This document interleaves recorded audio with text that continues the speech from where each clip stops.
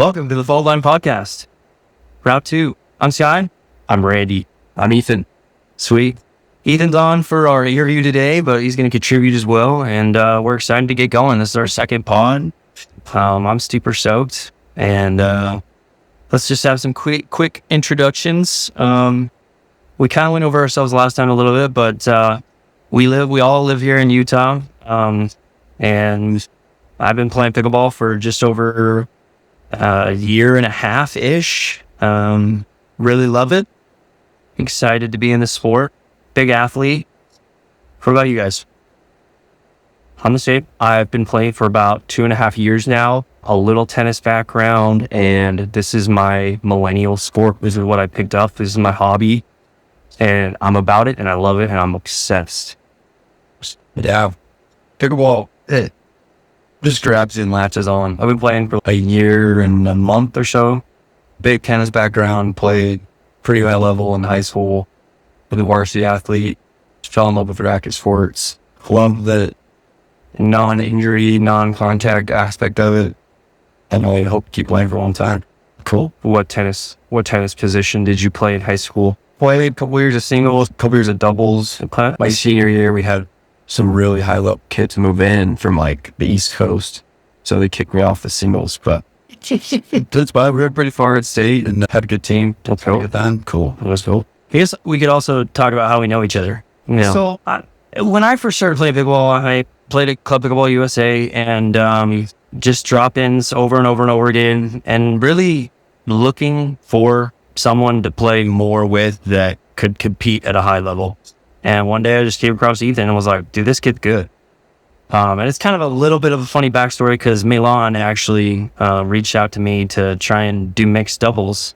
And so we played one night, and I thought she was all right. And I was like, yeah, sure, we could try and play sometime. But I think she ended up just partnering with you like immediately. And so I kind of like followed you, like how you were doing at events and stuff. And I was like, dang, this kid's actually solid. So that's kind of why I was like, so you stopped it. I definitely was like, okay, stalking him, trying to find a good mixed, or not mixed, doubles part, men's doubles part to play with for sure. It's actually funny. That's a funny story. And Milan's gonna love that she's getting so much attention. Yeah, because she wanted to be on what she heard us on. Hey.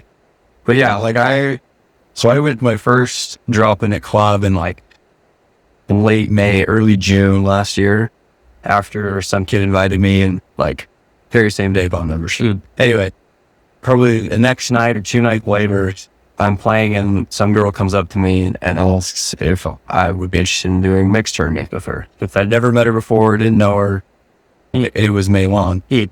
Come on, what a baller move. And so, yeah, she made baller move. We played probably 40 tournaments together, total 40. Like every club tournament, tons of city tournaments. But there is holy crap. Like a bunch of like small club events. And she's a good player. She's good. She's playing in a pro qualifier with a better guy than me just next month. So, but yeah. And I met this guy pretty soon after. You were one of the first ones I met. That was like, I actually remember when I met you because you had posted in one of the group chats about you bought Vulcan balls. And I was stuck with my like 120 pack of Franklins at the time. This is my chance to get a deal. And so that's when I met Scott. Gave you a deal. And so he was your dealer and your stalker. That's awesome. That's awesome. Can't hear this guy. That's how the best friendships are made. And then Randy, it was funny because I run the leagues at the club. I help run the leagues. I shouldn't say I run them, but I do the spreadsheets. So we're putting together the spreadsheets for last season's league, and your name comes across the list. And I was like, who's this kid? Like just 4 point, I don't know what you were at the time, 4.46 or something. Really? Yeah, I was like a 4.7 when I came in. But I was like, who's this kid? We'll see. That's a valid response. And then you just hopped off. I think you had an average of 8 wins the entire season. It was crazy. So by like towards the end, I was like, dang, this kid's solid. We gotta get him involved. Let's go.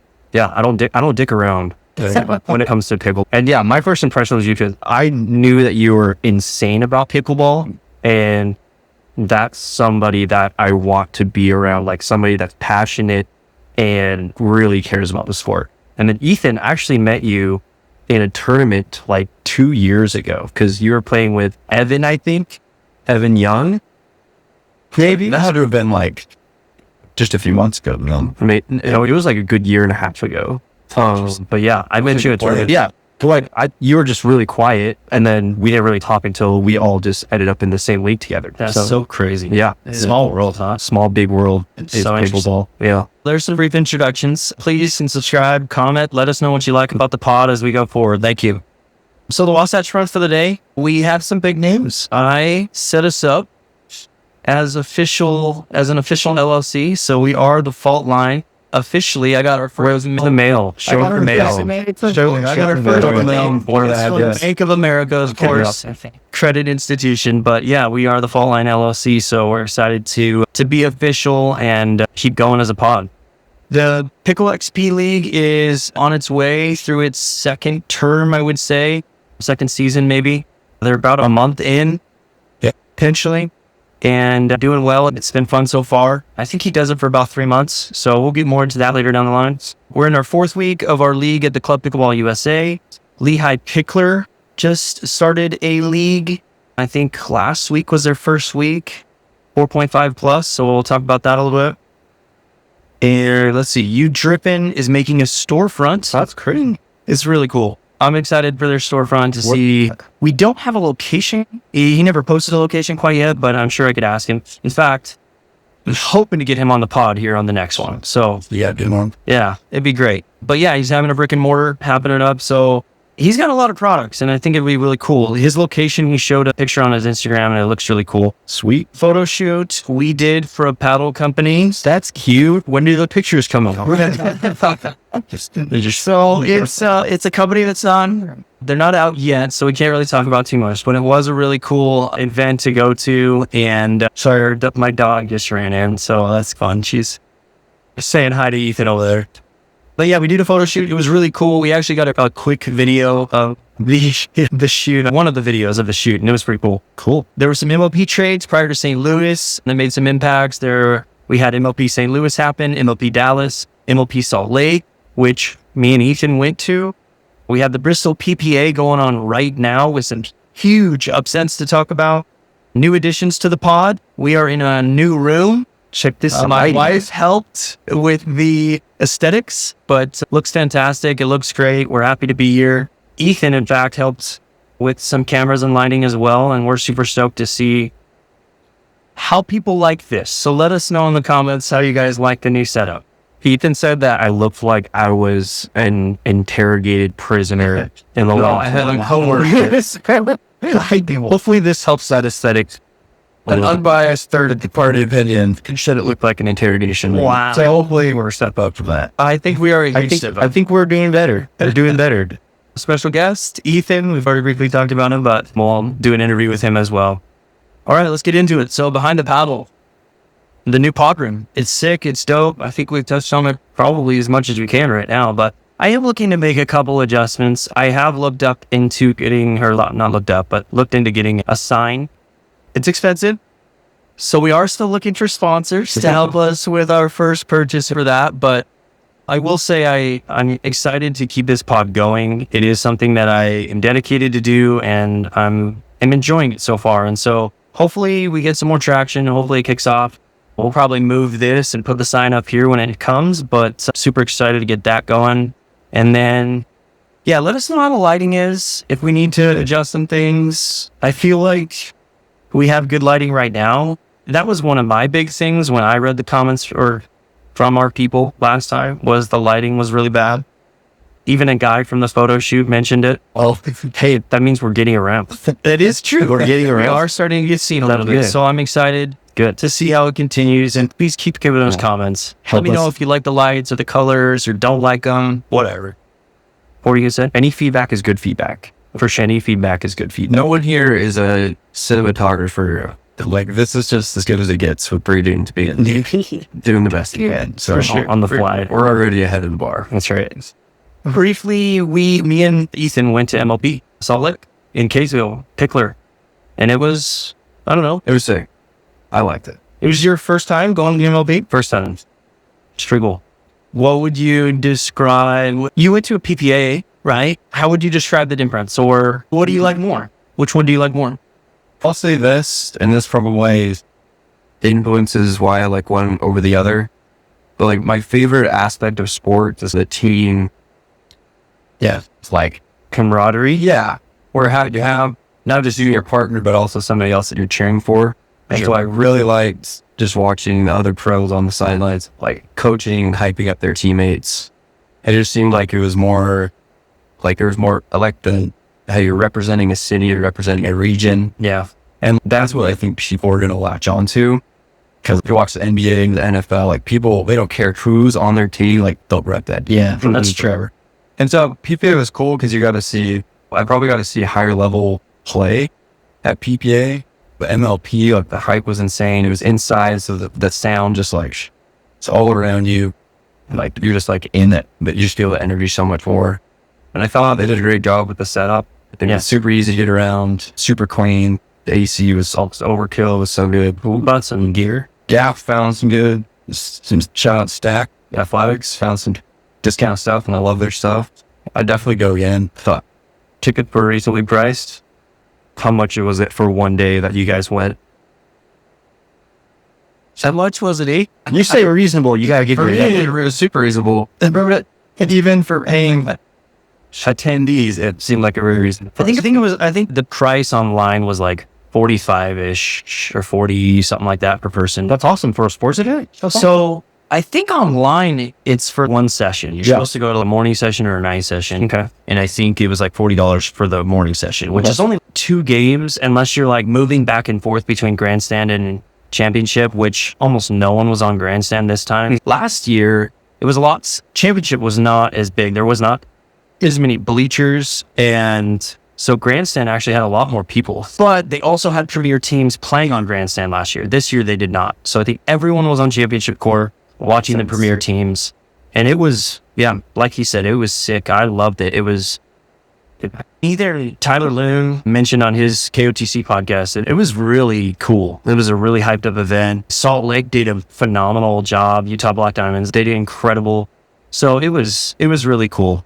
And there were some hecklers. You probably know more about this a little bit, but just because Callie Smith said something about her relative having something happen that they were heckling the CEO over her new contract or something.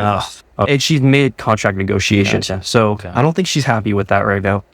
Yeah, there was a lot going on. But overall, the event was crazy. I also got to interview Zane Navratil while I was there. That's neat. So I did it on my phone. I'm not sure how it'll come in the podcast, but we'll try and add it in somewhere. But it was a really cool interview. Just asked a couple of questions, how he felt about a couple of things, and tried to get a shout out from him on his pod for the fault line. Okay. But he didn't give me a direct answer. So we'll see. So we'll see. Did you run up to him in the bathroom, or how did this even happen? Yeah, no, we were on championship court and I saw the Jersey Fives just warming up. Okay. And he's their captain now, so he wasn't playing. He wasn't drilling, warming up at all, or helping anyone. So I actually asked one of the volunteers to just run over and grab him real quick and say, "Hey dude, I'd love an interview." And he went over to the guy, and I guess Zane was a little hesitant at first, but he eventually came up and came over, and we had done, 5-minute conversation. So it might have been the pink hair, but that's really cool. No, I actually got the hair after that. Okay. But so it was really my hair was a little spiky and a little gold. But that's really cool. Yeah, it was awesome. Cool. But overall, the event was crazy. It was crazy cool. I really loved it. It was my second time going to an MLP, and I would definitely recommend it. Personally, it's my favorite over a PPA. I loved it way much more. I definitely love the team aspect. It's really cool. So next time you'll have to come with us. I'll give it a shot. I'll give MLP a shot. Let's talk about our dupers real quick. Duper algo has changed recently with, how would you describe it? Just going more for overall performance rather than wins and losses, right? Yep. So we briefly talked about that last time. My duper really hasn't changed too much. In fact, I think I was like a 4.65, somewhere in that ballpark. And now I'm a 4.659. So I haven't really changed, but I will say that I feel like I've been playing really good pickleball. I feel like the people I've been around have been noticing how good I've been playing. In fact, I just had a tournament, which we'll get to in a little bit, with Tad Silas Christiansen, and he said I was phenomenal and was really consistent and was really surprised at how good I was playing. And that's how I feel. So I feel like I should be higher than I am. But I don't know. What about you guys? What's your deepers doing? I've been bouncing between 4.7 and 4.8 for the last 3-4 months. Yeah. It was a little lower for a minute when I hurt my wrist, but it's back to where it was. I don't know. I can't really complain about it. My one small complaint was my partner and I went down after winning a 4-5 tournament, which... Was this with Taylor? This is with Malon. Oh, okay. We won, but no one in that tournament was really above a 4-6. And so you can't, winning a 4-5 tournament, I don't think should be, justification for immediate fruition in your duper. Sure. In fact, I was talking to somebody at club, and he gave me this idea. Imagine you didn't have a duper, and look at your performance after a tournament, and when you think your duper should be just based off that tournament. And if I'm only beating 4-5 and 4-6 players, I can't justify the increase, even though I won. And I feel like more responsibility falls on the tournament directors and league directors to enforce duper limitations more than on duper to reward you for winning tournaments. So I think there'll be a little more accountability once more clubs and tournament directors get on board. I think that'll sort itself. Shots fired, Devin Egan. They're working on it. And they actually do a really good job of keeping the dupers pretty similar to each other. Yeah. For me, it's been 2 weeks since the duper algorithm update, and I have stayed at 5.0 after having played 20 matches. So I think that's a big testament to, as long as you play in a duper range close to your duper, you're not going to see a ton of fluctuation unless you get a lot better really fast, and then you just start blowing people out more consistently. So that, I don't know. For me, we went over last time, but I was still against it, only in the sense that, I don't know, originally I was for it, but I still feel I'm against it in just the sense that, we're all in a league where everyone's close to us, but I don't have the opportunity, unless I dominate that league by 10-0 every single time and 150 or 250 point differential. I feel like I'm never really going to go up. I'm always going to remain the same. And to be fair, there's only maybe 1 or 2 players that maybe don't belong or whatever. And so I just don't feel like there's enough variability for it to matter. I almost feel like the league is just keeping me where I'm at. I feel like I have to do tournaments to break out and win against Bryce Larson and Lily Goodwin, like we're going to talk about later. And by 21-12, that might have helped me. Yeah. So I don't know. You know what the solution to your problem is? Tell me. Get better and just start dominating. Start winning. Winning solves everything, man. Maybe if I got invited to tournaments by friends that are going to them, I would be able to show them I could dominate. Shots fired. All right. We played against you the last tournament. Oh, me ready? Played you? Oh, no, when you played with Ed. Who? Which one? Sounds like a tournament. I played we did play against you in the Indeed. We did? Yeah, and that Halo one, I told him. Oh, I don't remember. It was when he was with Taylor. No, it wasn't Taylor. Oh, no. It wasn't Croc Colin. Dallin. It was Dallin. Oh, yeah, you and Dallin. Oh, that's right. That was a tight match. Right. We had to come back. That tournament was crazy. It was windy. The sun was right in our eyes. That was a great first. The entire time. Yeah. But I felt like our match against you two was crazy. That was the best match of the day. Yeah, that was the best match. And it wasn't duper either. It's just the fun match. So we're 4 weeks into the league, and I just wanted to briefly say that I went 5-5 this week with Jordan Mack. I felt like me and him actually played pretty well, considering I felt like we probably should have won maybe 7, maybe 8. Sometimes it just happens that way. But what about you guys? You guys have a good week in the league? So in B League, me and Austin Deal went 5-5. We started the day off 5-1. And then we had a complete meltdown in our last 4 games. Well, what do you mean? What happened? So we did pretty well in our match leading to the 4-game loss. And then, so it was we did too well, where we had like a 10-minute break between then and our next match. Nice. And the goofballs that we didn't warm up or anything. We were just sitting there hanging out, cracking jokes, and then we just got steamrolled by Jeff Hother. Oh, yeah. He was on fire that day. They went 10-0. That's crazy. Yeah, we had a 10-0 in B League, which is insane. That's crazy. Yeah, that's crazy. We did. I think the last time that league had a 10-0 was with Ethan Finn's. EFGO or whatever's. I don't know how to say the last name correctly, but maybe we'll get him on the pod here. He had a couple of them. Fun dude, yeah. He had a baller season last season, so we'll see if Jeff can keep it up. I hope he does. Yeah, that was his best week by far. You guys can have some good weeks too. You guys are in the same league, by the way, and I'm in the one right below you. So I also would find it was a decent week. Left a few on the table. But with Todd Pierce, who's a really good player, he took us a minute to figure out the dynamic in the middle because he loves his backhand. Yep. And that's by far my strength is my forehand, so once I figured that out, I was start playing a lot better. Gotcha. Cool. Good. 2 on the table, though. Next time. Who do you guys got next week? Shoot, I got Brent Stratton out here. I don't know him very well, but I know he's 6'5", so I play well with really long, tall people because I like to set people up. So I think we're going to do pretty well. He's in with Nick. Mark Parker's also 6'5". Ben? Yeah. He might be taller than Brent. Yeah, he might be taller than Brent. He's a big boy. Yeah. Brent. Next week, I'm thinking about it. Hold on. Here we go. Nick. I have Nick there. Oh, there you go. Cruz. We'll see. I feel like it's a stud. He's a great guy. He plays great when he's on. So I hope he's on next week. Let's see. Let's go on to rec check, where we give some tips to people and talk about some rec stuff. So we briefly touched on the Duper algo. Not much to go over too much. Besides us, do you feel like the general consensus is that it's working, or then it's that people hate it? What do you guys think?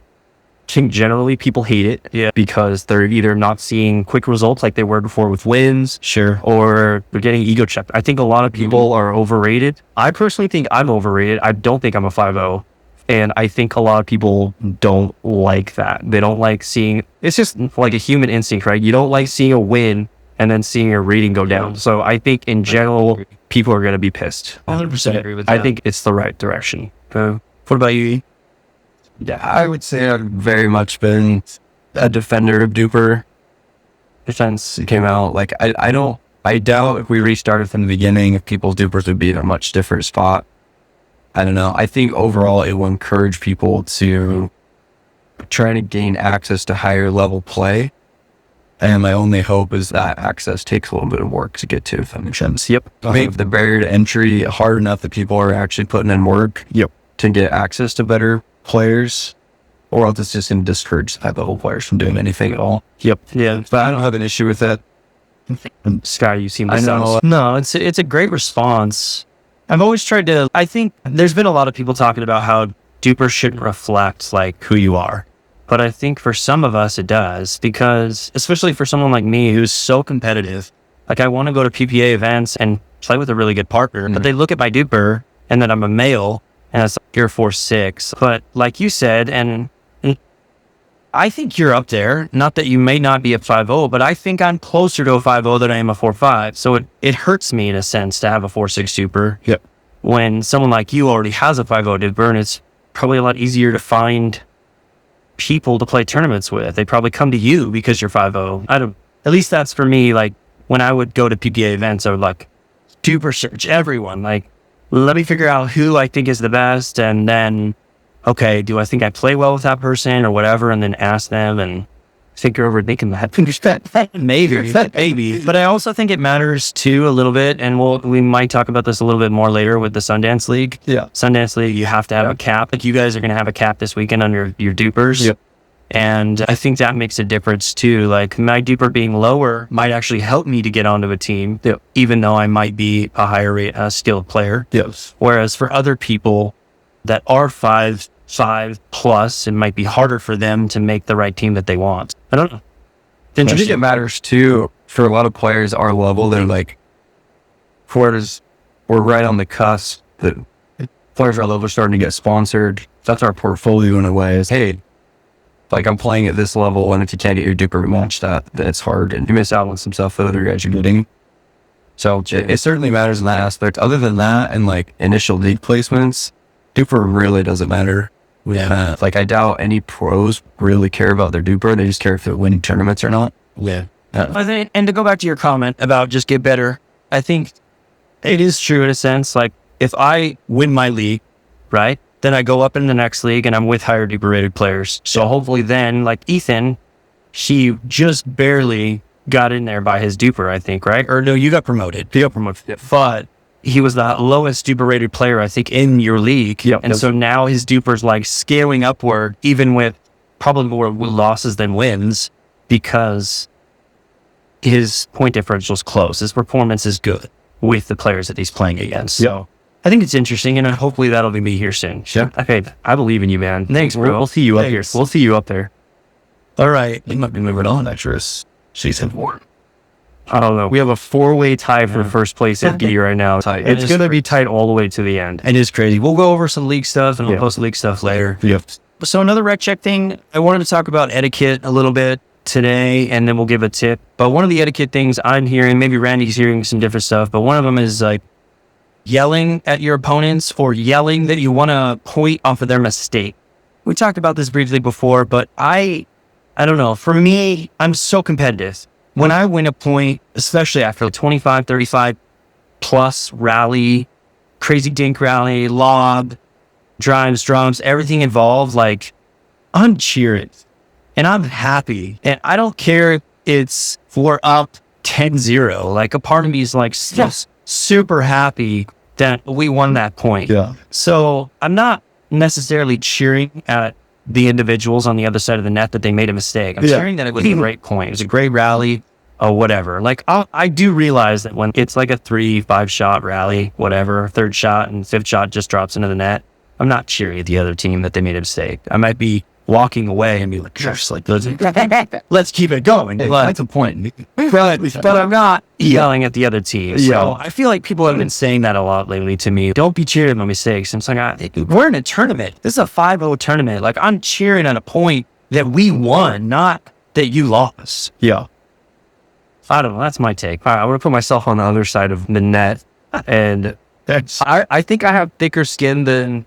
I don't know. I think I have thick skin when it comes to competition and people yelling in my face. I think I draw the line at someone directly yelling at my face. No, for sure. But if I see somebody cheering, getting hyped, it's like, that's totally valid. It's a valid response. Are you talking like Anna Bright or... I'm talking Kate Fahey style. Yes. I think the Kate Fahey and Anna Bright yelling full lungs just straight at your face, I think that is too much.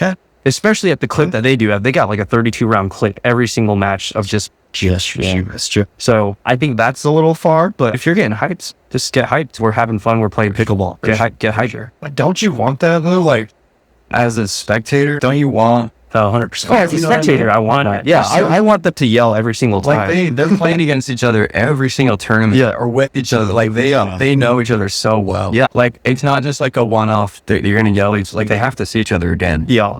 And so like the mini rivalries and the little dramas that fuel a lot of that. As a spectator, I want to see all the yelling, all the screaming, all the cussing, all the smack. As a club.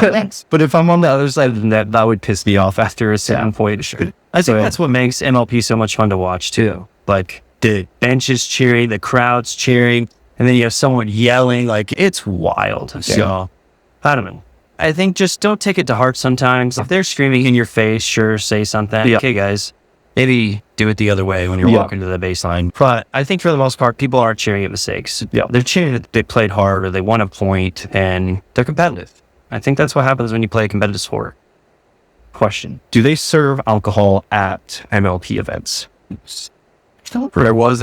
Oh, yeah, there was. Yeah. Oh, wow. Yeah, I think there's a... Yeah. Okay. Because the PPA events I went to, like, they didn't sell anything. So, all right. Tip of the week from me is in line with last week. So our last pod, I said... Don't drive the ball more than like 70%. I think we both agreed to that. You should honestly never be driving the ball from the baseline, I think, at your max potential, 100%. It's just bad. So in spirit with that, I think, and a lot of people have been talking about this tip in particular, but driving your thirds is so helpful. And I noticed it this week when I was playing with my league partner. I got such easier fits every single time. Yeah. Every time. and maybe make them count. If you have a righty lefty on the other team and you drive middle, there's going to be some clash there too. It might make your ball even easier to get to the net. But getting to the kitchen for at least this week for my league was so important. Yep. I succeeded more times than I did when I was at the kitchen. So it just drive your third for an easier fifth and just put that fifth in. If you're at the baseline still, maybe drive your fifth. You're setting up your fifth with a drive for your third. So just make it easier for yourself. That's a good tip. Especially if you're newer, driving is a lot easier than hitting a clean drop that'll get you to the kitchen. So that's a good tip. 100%. There are some people who can hit some really nasty drops, like Brett Clayson, for example. He hits a really nasty cross-court drop all the way to the other. If I was skilled enough to earning every single time, I would go for it. But he hits a really nasty drop every single time. But anyway, yeah, that's my tip for this week. Did you have a... Yeah. My tip is picking one focus during rec play. So I know a lot of people just don't have a lot of time to drill and they prefer to go rec play with their friends, but they still want to get better. My tip would be to pick one thing to work on. So it could be something super simple. Like for me, this last time I went and played rec, it was just hit my returns deep. So I was just having fun, but my one focus for the day was to hit a good deep return every time I had a chance to hit a return. And that way I was still able to have fun and go to rec, but I was still focusing on something in the background. Yeah, 100%. I agree. Because sometimes at rec, we're just like, oh, I'm better than all these guys on the court. But it's like, you should still work on something. Yeah. And then you play mindlessly in rec, right? Because you just show up. There's no pressure to do anything. You're just having fun. But if you focus on one thing, you can still slightly improve. Yeah, 100%. That was one of the things that someone told me to do when I was first starting out in like the first 6 months of playing. I was like, I feel like I'm getting better, but I don't know what to do. It was just focus on one thing for a month. Even just work on your thirds. Just work on making every third. Whether it's and then next month, just work on drives or whatever it is. So 100% agree with that. It's a great tip. Ethan, anything? Here's a tip that I'm trying to teach myself. It was last week, and it really stuck out when I was watching both MLP and then watching our own footage back that you posted from our little practice the other day. I feel like the pros are so compact. Like every swing is so controlled with contact, and I go and watch myself and I feel like a noodle. Like I'm just like, you have big swings, wobbly, and all that comes from tennis. I'm trying to shed that. But it's just like I feel like I have so much extra movement, and it just like my percentage for air just goes so far up. If I get in a hand battle, I might have a good first ball, but if my swing is so big, like I'm going to be late to that second ball every time. And you watch some of these rallies, and they're just basically chest to chest in milliseconds. And so I don't know, if I was me, I would practice hitting against a wall and just keeping those swings super compact and learn how to move the ball around that way. For else you just can screw yourself over getting like to every ball. Yeah, that's a huge tip, because a lot of people, they think bigger swing equals more power and that'll lead to success. But in pickleball, it's a small court. Keep things small. You don't need to swing big to get the ball over the net. Yeah. There are some people who can do it, like Connor Garnett. Just with his he's taking big swings every single time. But I was watching like James Ignatowicz and even Max Freeman sometimes, especially in doubles. When you take a big swing, sometimes they just go right into the net. I totally agree with that. Yeah, singles at the time, by all means. But for sure. All right, grip and rip. Let's talk about a couple of things. So we last time went over a couple of paddles, and kind of our focus was comparing everything to the Yola. And it's so funny because as I've been watching a ton of podcasts lately, I feel like everyone's been comparing things to the Yola. And I think that's because a lot of people have it or have touched it and have played with it. And so I think it is the benchmark. Would you agree? Yeah. It's the standard. And I think it's the standard in power, it's the standard in pop, it's the standard in control. They have multiple, what am I trying to say here? Shapes, that's what I was going for. So there's just so much that the Yola has going for it, and all these other paddles are getting compared to it. So with that said, we have the GX2 Power that just came out, or I don't even know, is it even released yet? Yeah, it's been released. Okay. I've seen a couple people, Mario Barrientos, he has it, and he just switched to it. And I know a couple other people that have switched to it. I didn't even realize that there was a new paddle coming out. I thought they just came out with the GX2. Did it? But now it's the power. Yep. So the other one, the control. I think it was just GX2. Interesting. Yeah. Because I felt like it was actually a really good paddle. I was super surprised when I saw the power come out because I was like, wait, didn't this just came out? It looks exactly the same. Like everything about it to me looks the exact same. Maybe the color had changed slightly into that light blue hyper that you used to play with. Like I thought that's what I saw when I saw power on there. Yeah. But so far, the things that I'm hearing are pretty good. Seems like a really good power paddle. Yep. As far as how it compares to the Yola, I couldn't tell you. I haven't really touched it. But it sounds like most people are saying that it's similar, maybe just a different sound. Yep. Because they've adjusted their, I think it's called their SST core. Yep. Have you played with that one at all? I can't tempt myself to play with it because I like my Yola too much, and Gearbox was my first love, and I can't go back to it, unfortunately. I don't want to tempt myself. Interesting. Yeah. So you two play with Selkirk. I mean, you both sorry, you have the boomstick. I'm looking down here. I keep looking at it. But you play with Selkirk. Yeah. And how do you feel about the new SLK Aero paddle that you've been playing with? I might be about the worst person to ask paddle questions to. Because I started playing with what I thought was the best looking paddle, which was, at the time, those the Selkirk amped paddles. They were colorful and smooth and edgeless, and I thought they looked good. And so I just played with those for a while. Didn't really know what I was missing out on. Everyone saw me with a different paddle, and it just felt so unfamiliar that I couldn't accept that as good. Yeah. But at some point, like, some other players that I'd been playing with, namely like Dylan Cato, who also had been using that paddle, switched to other paddles. I was like, okay, here's somebody that I trusted his opinion, and played with him a bunch, and I was like, okay, I'm gonna try something else. Played with one of those air paddles for a night. I didn't have it go back. That was your first carbon fiber paddle, right? Yeah. Crazy. Because I played for like over a year and a half, and it was his first carbon fiber paddle. That's wild. That's awesome. But I painted the edge guard yellow by how much I hit head balls, but I love how that thing feels. Yeah. I love the longer handle from a Tui. It's a great paddle. And I don't know, I've played with some other similar paddle scents, I just haven't liked them as much. So I looked, the price is right. Yep. They look good. Check on my boxes. I think we mentioned that last time, but the Era is definitely one of the best value paddles you can get right 100%, now. 100%. And I think it compares well with the Yola as far as power. I think everyone's trying to get power. It's funny. Again, I keep bringing this up, but it's because there's so many podcasts out there and they bring up so many different things all the time. So with these other podcasts that I listen to, they say that like the Era paddle doesn't compare or is different or in a certain way, the comment that I was going to make was about control. Everyone should be using control paddles, but like, I don't know, man. I feel like the majority of players want powered paddles, and I think that has risen due to sales now with powered paddles, but I don't know. I've never played with a control paddle, so I couldn't tell you why someone would want one. I tried the Gearbox control one day, tried to hit a drive with it, and the ball just died midair. And I was like, shit, what is this? Yeah.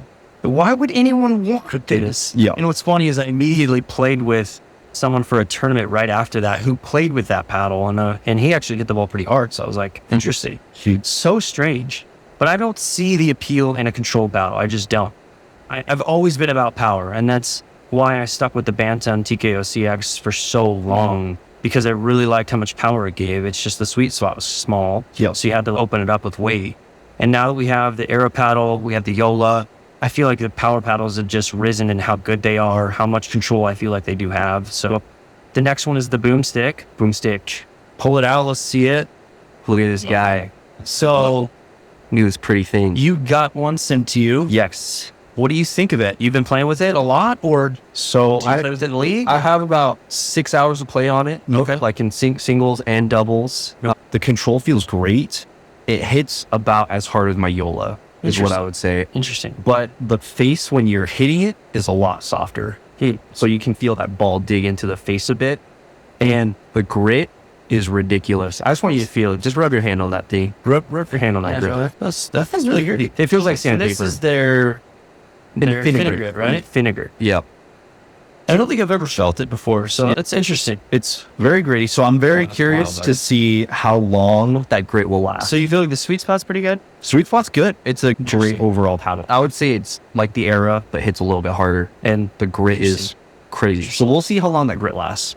So this is their labs paddle. All of their labs paddles have been in the past like really expensive, like a signature paddle type thing. I don't think their 007 really kicked off, but it sounds like this one might. Yeah, this one will be a popular one. Interesting hot take on that, I guess, is that maybe it'll be more popular than the Yola, but I doubt it just for price range. But we'll see. There's a lot of Selkirk players still, so we'll see if they come back with now the Era, now the Boomstick that are kicking off. Because I think there were a ton of Selkirk players that really were diehards committed. So we'll see. But I have been seeing it in the PPA and MLP a little bit. I think Mary Brasha plays with it. A couple others. It's out there. Oh, Catherine Trento, I think, played with it. So, she did. She was one of the first. We have the J2NF, the J7NF, which is the elongated. I haven't heard too much about this paddle. Again, just from podcasts, I've been seeing it a little bit. I know Nick Thatcher, my partner next week in the league, has been playing with it solely. It's an all-foam paddle, so Gen 4, I guess is what we're calling that, with foam paddles, or Gen 4. But yeah, so all of these are foam paddles, right? That's a foam paddle. Yep. The GX2 Powers, all foam, the G2NF, or J2NF, the J7NF are foam paddles. So it seems like that's where we're headed. So Thrive also has a new Fury paddle that they are releasing soon. It's a carbon fiber with fiberglass, just like the Yola, but foam inside. So foam plus fiberglass. So I've been hearing that it does hit just like a Yola, and it has the throat and the foam. In fact, they added weight inside from what I saw. It's got a flex throat? I don't know if it's flexy, but it has foam to give you a better sweet spot. Interesting. So they added more foam around the edge there, just like the Yola. So from what I've heard about the new Thrive Theory, and the thing that's nice about them is that you can buy the specific swing weight if you are someone who cares specifically about swing weight or static weight, whatever you care for. I've never been one to look up static or swing weight too much. I like static weight. I always look for a lighter paddle. I'll weight it up after. That's why I love the Bantam TKOCX's, the 12.7, because I wanted to keep it lighter, but have a lot of power, and I'll just weight it up to give me a better sweet spot. So these ones, you can do the same with Thrive. You can choose your specific weight, which is nice. They only have one shape, though, which is a downfall, but it is I don't know what you call it, the standard shape or the Hyperion shape. Ooh. So that's their only shape. Yeah, but that looks like a hybrid shape. Yeah. They were getting a little bit of, I don't know how you call this. They were getting just a little bit of slack, or flack is the right word, for their paddle. I don't exactly know why, but it sounds like it just hits just like the Yola, so I guess I don't understand why. But $100 cheaper? Yeah. The new paddle that we were a part of for the photo shoot should be out in a few months. September, I think this is. Maybe, yeah. So we can't mention their name, but it was a pretty good, solid paddle, I think. We'll see. Very unique concept. Yes. Yeah. Innovative design. Yeah. Innovative design. What, are you allowed to tell more? I don't know how much more we can say. Market-shattering stuff. Innovative design is enticing. I gotta know what it looks like. Innovating design. We'll see. I think in order to compete, you really got to have power, which I think this paddle did. You got to have a good sweet spot. You got to have good control. It's got to have everything, right? And I think this paddle had a decent amount of all of that. So I think there's a place for it in the market. Is it a good looking paddle? Yeah. Okay. Yeah. Okay. Good. It was solid. Good.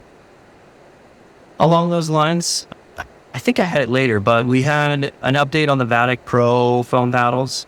Apparently, they are bringing back their launch date because they found an error with the durability or something with the paddle. Yikes. I'm sad about that because I was really hoping to get on the bandwagon there and switch over to Vatic, man. $100 paddle. Dude, it was going to be super good. Vatic's always been all real foam, durable. I don't know. So I was excited to get down that. So we'll see what happens. Awesome. If they change it up or what happens. Okay. The lifetime ball. So have you guys gotten to look at that at all? No, but I have a 3-pack on the way. Oh, sweet. Yeah, I bought it from their website because that's the only place that you can buy it right now. Okay. And it was $20 for 3 balls. Okay. Yeah, I didn't want to wait for the pre-order because I don't know when the pre-order ships, but they should be here by Friday. We should be able to play with them next week. Something on the ball. That's plus a ball. Wow. Yeah. Supposed to be better than the Vulcan in every aspect. So we'll see. We'll see. Again, I heard some news that they have had some ups and downs as well. Isaac Olsen was one of the people that was not defending it. Okay. There's a couple ball strikers will say that have been defending it. They like the bounce. Okay. Whereas for myself, like I have been noticing bounces with the Vulcan not being so good, not consistent at all. Like sometimes it'll bounce and just drop again. It's like, what? I wasn't even able to get there. That is my biggest beef with the Vulcan is sometimes that you don't know what's going on. Yeah. But the nice thing about the Vulcan is if you're like Ethan and you can weaponize your serve on your spin, if you spin the Vulcan enough on your serve, that thing will jump and... The Vulcan or the Lifetime? The Vulcan. Oh, okay. It'll jump and skip. So if you know how to use the spinner on the Vulcan, it can work. But just, yeah, the inconsistencies with the play are not going to be missed. Interesting. Not going to be missed. Well, we'll see. We'll see how much this Lifetime ball kicks off. I'm sure the club will not get it if it's $4 plus a ball. Damn. They're on pre-sale right now for a 100-pack for $240. So $250 a ball with shit. Okay, so that's normal. And that's what I've been hearing. Like, their prices will come down. Yep. If you get some discounts, they're going to be more expensive at first because they're trying to get them out to the pros. Yep. I was reading some like Reddit forum and they were saying that durability is 2.5 free times as good as Vulcans. So if that's true, then I could just pay $4 a ball. But that's such a qualm with every ball now that I can't believe how little play you could actually get out of them. I know. How long does a Vulcan ball last for you, do you think, on average? I've been in the leagues long enough where we've switched from Duras. Like, everyone was such a fanatic about the Duras, and I hated the Duras so much ever since I even touched one. It just fell apart. The ball, it flew faster, but now, especially now that we have power battles, like, we just don't need faster balls, personally. In fact, I think we should be slowing down the ball, which is my hot take. I'm a Franklin guy. I think we should slow it down. The Franklin's been so durable. It's so hard to break one. You can do it. But anyway, a Vulcan for me, I don't know. It depends. Some games it'll last a game and it cracks. You'll get like those miniature cracks and everyone's like, oh, it's going to crack. I'm like, okay, sure. Chuck it. But like at the same time, sometimes like I have a whole batch of them when I go drill and they last forever. So I don't know. Or I just don't care about the cracks. Shit, you got to practice through them. Sometimes you're going to have that happen in the game. You got to drill through that, man. That's a good attitude right there. Drill through it. Anything else in grip and rib? You guys got any paddles or anything else to talk about? No, I'm a YOLO loyalist. I have not tried the grip you gave me, Ethan. What'd you give? Actually, you know what I did? I did put it on. I felt like it was a little drier than previous grips that I'm used to. And then, other than that, I've really loved your U-Dripping grips. Oh, yeah. Maybe he'll sponsor us. Maybe he'll give us throw some free grips, or we can throw out an ad for him. But was it Bodie? The drip? No, it was like one I found on like AliExpress. AliExpress. And it seems they can sponsor us. I don't know what goes into grip manufacturing, but I figured they all come from the same place. Probably. I figured I bet I could find something that I like for about a tenth of the price is what I'm paying. So I'm liking it. But I love the U-Dripping grips. I don't think there's anything better that's manufactured locally or like quality available. It just adds up when you're playing as much as we do. Yeah. No, I mean, it's true. I mean, I hear you, but I also want one that lasts a long time. And I don't know. I think I still have your grip on my paddle. So I've been using it for, I don't know, less than a week. We'll see if it keeps. Let me know what you think. But I think that's the big thing too. If it's a long-lasting and a good feeling grip, that's what I've always, or why I've always stuck to U-Dripping. I've tried Wilson grips, didn't like them, too dry. I don't like it to be super dry. Okay. I also don't want my hand to slip, so I need it to be a little bit sticky. Their super tacky grip is a little too tacky for me personally, but how do you try out U-Drippings? I still have not tried one out yet. I use Bodie grips. I use Bodie because they do a swap. Yeah, swap. Okay. Yeah. Is that with one of your foam stickers? Yeah, that's actually right. It's the stuff. Yeah. It's tacky and it lasts a while and it feels nice and shake and firm. Feel good. Nice in my hand. All right, drop shot drama. We're going to try and speed through this section. I wrote a lot of notes on MLP, but to be honest, there's so much MLP stuff to watch. St. Louis was crazy and wild. The fans were wild on the weekend. It looked like it was completely dead in there on like Thursday, Friday. There was like no one there watching pickleball. but a lot of good games for St. Louis, especially the Shock. I got one of their hats because I really like their team. Peyton's probably one of my favorite pros to look up to. Just a little baller, dude. For his size, for how hard he hits the ball, I just love watching him play. He played phenomenal at St. Louis. And just to pull up his record as a premier player, he is the top rated player at 45 games won out of 50 games played. Wow. So he's 90% win rate. MVP. I think he's just an absolute beast. So the next person is Georgia Johnson at 44 of 50. Baller. The next is Gabe Tardio at 44 of 50. That just shows. And then Annalee Waters at 19 years old, 36 of 42. So yeah, I think it's absolutely crazy. Yeah, the top 4 are under 20 years old. I think that's wild. Yeah, it's good for them. And the highest price per player was Annalee Waters. So she's in the 4th spot at $340,000 is what she got bought for. She was in the 2nd slot. So Ben Johns went first, and then Annalee at number 2. So Hayden didn't go till the 21st round, and he is the top rated player. That is value. I think that's great. That's how you draft a team right there. That is how you draft a team. So yeah, I can't really remember all of St. Louis or Dallas. I can say that they're great games. Go back and rewatch them. MLP is so fun. It's so exciting to watch. Great games. Yep. What I will get into a little bit is this weekend in MLP Salt Lake. I got to interview Zane Evertill. All right, I have Evertill here. What's up, Scott? And this is just a quick interview. We're at MLP. It's Sunday. I just wanted to ask him, how have you enjoyed Utah so far? We love Utah. I would say it just seems like a fun, family-oriented place. Lots of stuff to do, good food and stuff. So awesome. I like Utah. I always love coming to Utah. Awesome. Have you gotten to enjoy anything outside of pickleball here? No. Well, we went to Leader, so that was that's good. Cool. That's cool. So you enjoyed it last year. Awesome getting out of here. Okay. How have you feel like the elevation has made a big impact in the ball here? Obviously, it's just faster. It makes the ball fly. It's hard. The biggest thing is it's harder to get to the kitchen. Less kitchen rally. You used to it over time. Interesting. So you feel like there's been ups in a little bit? On the thirds and drives and stuff. Yeah, for sure. Interesting. Okay. And then let's see. Who do you think is going to benefit a little bit more from the lifetime ball? Players who like to speed up off the bounce, I think. Players who in singles, players who take the ball on the rise because it just it bounces true every single time, and you can take the ball on the rise. So okay, cool. How about how is this venue ranked among all the venues you've been to so far? I love the pickle. I love indoor pickleball. Lighting's great here. That's good. Good court spacing. So made some improvements from last year too. So I like the whole. Cool, awesome. And if you had to one for the rest of your career, which would you choose, MLP or PPA? I like PPA, but I would choose MLP. I love the team stuff. I think you've done great in the team format, and we miss you on the court too, especially.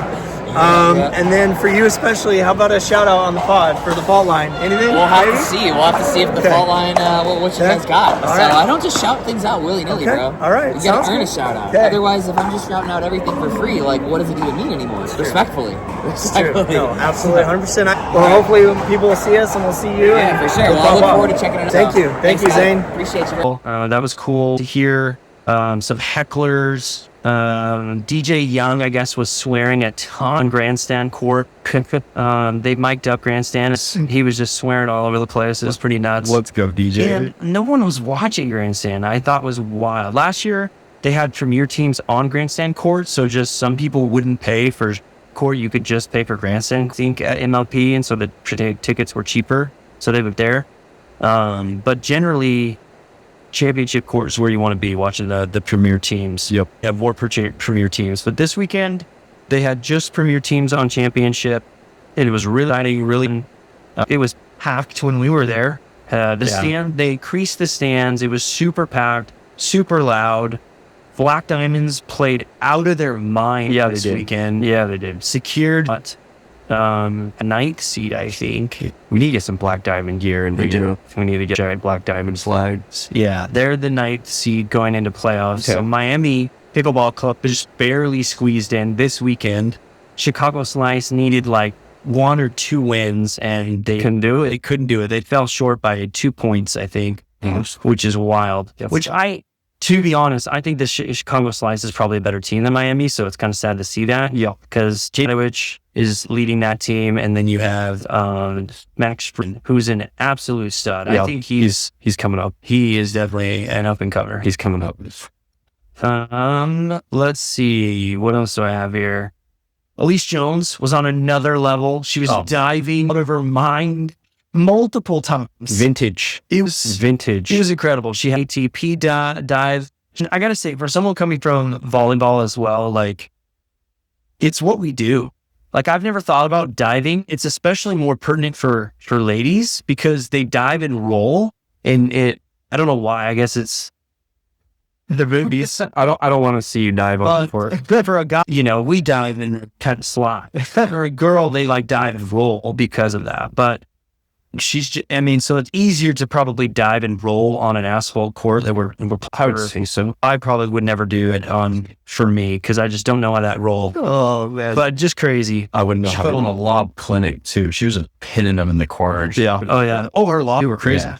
It was so much fun to watch. Etta played really well too.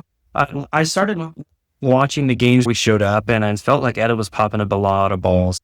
I asked one of these questions to Zane too while I was there, like, how do you altitude? Talking about that over and over and over on the stream, like, that the ball is going to float more and whatever, et cetera, et cetera. And so I asked Zane about, include that in here probably about the Zane interview, but I've only really played in Utah, so I can't really say what differs from state to state. Some of these other athletes like Clayton or Olivia, who just got back from Kansas City PPA Challenger event, you'd have to ask them how they think the ball differs. Yep. But for me, I've never really noticed it, but I felt like Anna was seeing a huge difference from whatever she was doing. And she's from here. Yeah. But she was popping up balls a lot. From the interviews that they were saying that the game was just faster. The ball is just flying faster. So that was just the big thing that they noted. And maybe we just play a lot faster. Well, I think, and in other states, maybe it's warmer and they play indoors here. Oh, so it was chilly. It was. We have no other thing but jacket. Yeah. True. We were no humidity, high altitude. Like that ball's going to fly. Yeah, so the Mad Drops got Ben Johns for tournament. They secured the number 4 spot. They think they had a chance of dropping down by the Ranchers. So the number 6, the Ranchers could have taken them over this weekend at MLB Salt Lake. However, Christian Alshon wasn't there, which I was sad about. He's one of my favorite players to watch. And so I'm not sure why he didn't show.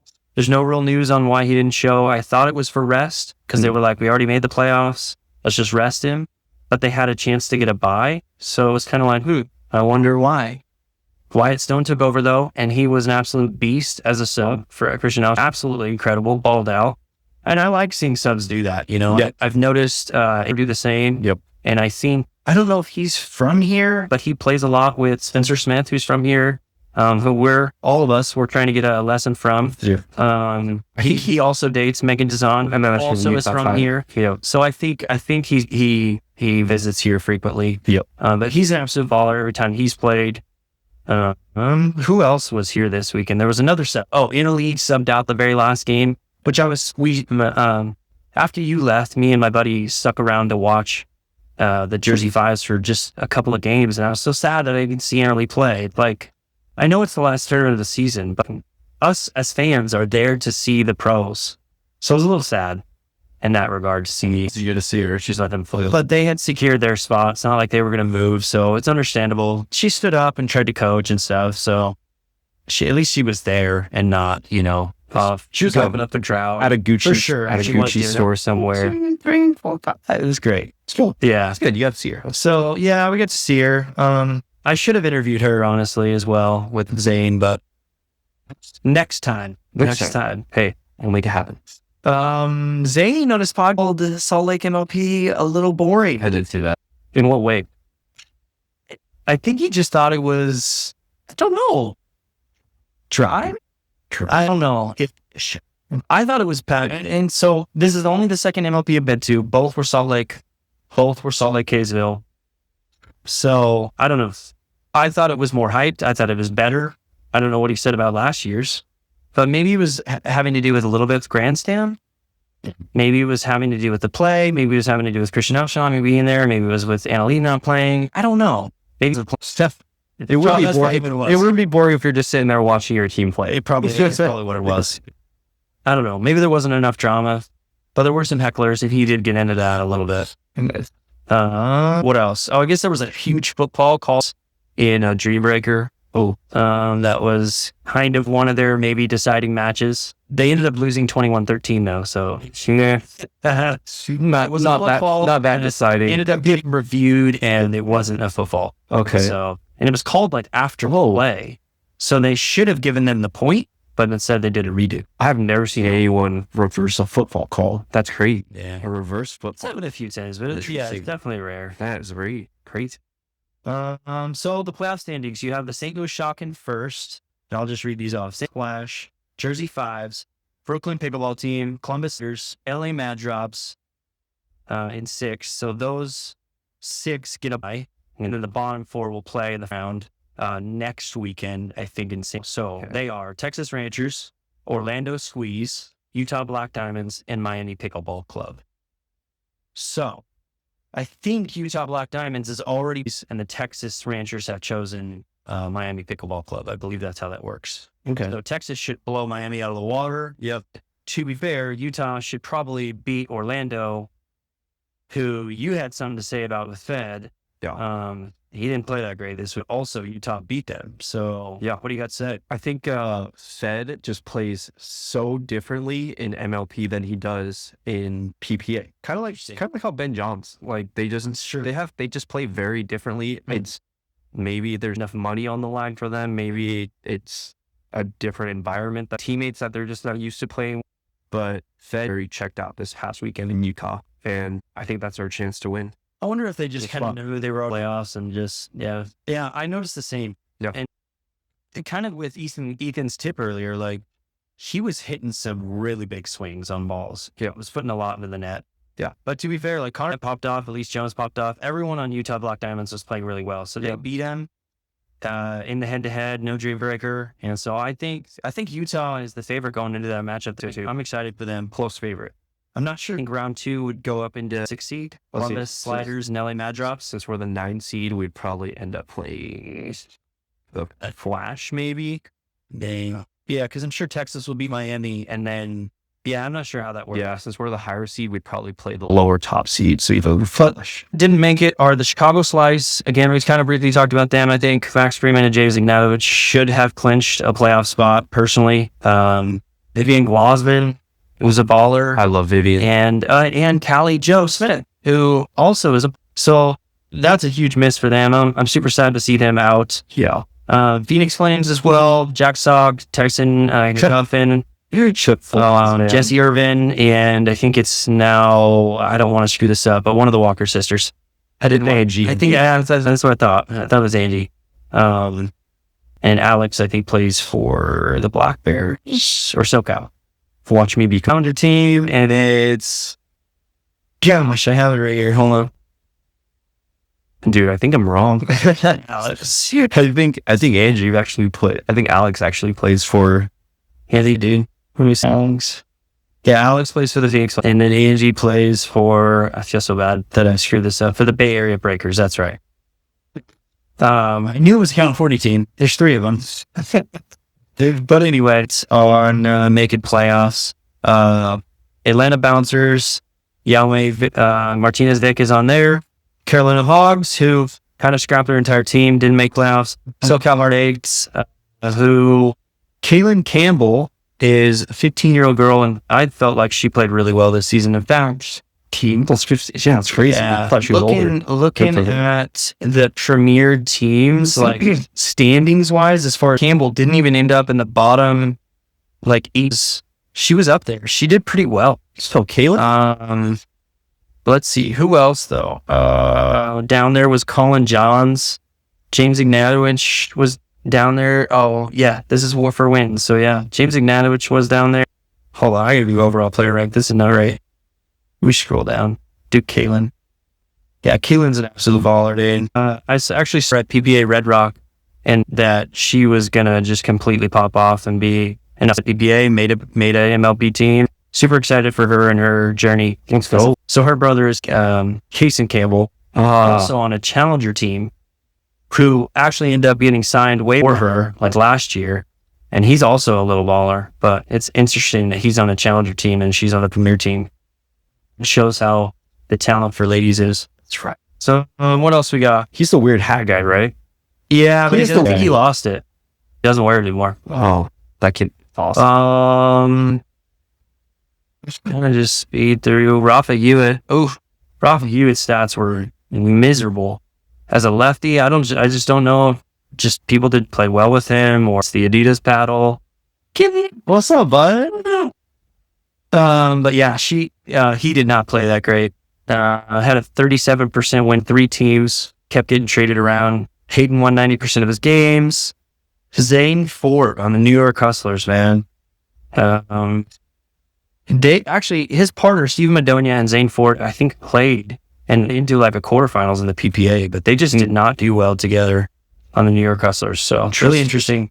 They only won 2 games out of 24 games played. That's brutal.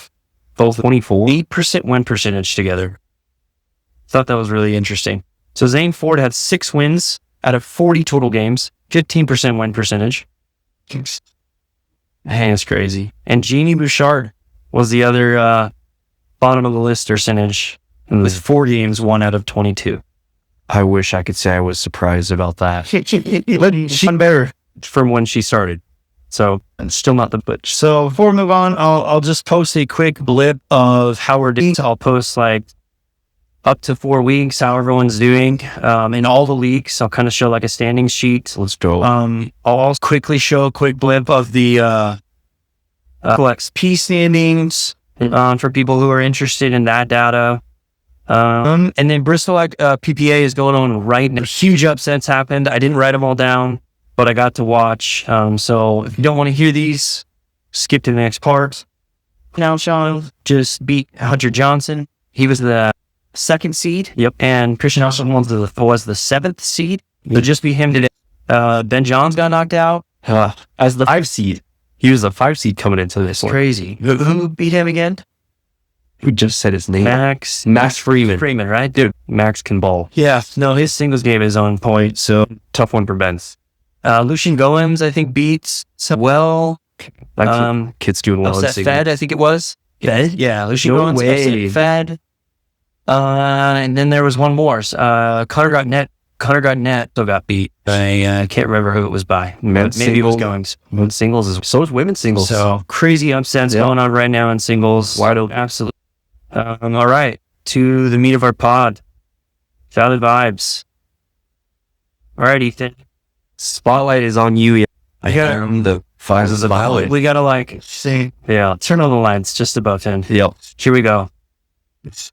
All right. Can tell us a little bit more. Where are you from? Grew up in Payson, which is about an hour south of Salt Lake. 25. I currently work at a junkyard where I sell car parts, sell cars all day. I've been there for like 5 years, and I honestly don't see myself leaving anytime soon. So it's kind of this. Love working there. And always lived in Utah. Did sales out in Louisiana and Texas. Went on a mission. Got back. Where'd you go? I was in Tijuana, Mexico, and so just kind of down that Western Peninsula. Would not recommend vacationing in Tijuana. If you don't have to, and if you do have to, it's just not the greatest place to be in. Sounds lovely. No kids.